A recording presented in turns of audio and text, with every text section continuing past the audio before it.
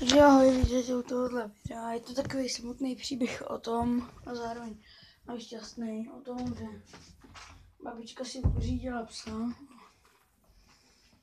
Prostě se k ní někdo nastěhoval a ten někdo má malý děti, ty děcka ráno chodí do školky, přes den chodí ven, furt je tam otevřený a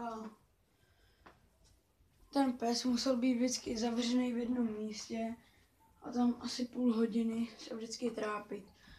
Tak nám babička toho psa dala a já vám ho potom možná ukážu, ale spíš ne. A prostě tak jsem toho psa dostal, bo my jsme ho dostali, naše rodina.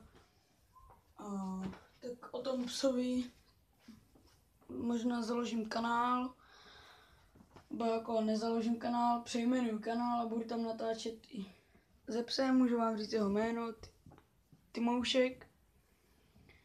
A v tomhle videu to bylo asi tak všechno a někdy jindy u dalšího videa. Čau.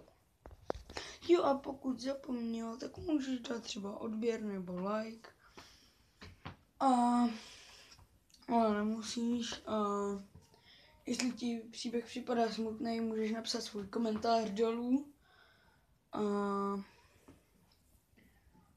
Někdy jindy, teda už fakt u dalšího videa. Čau.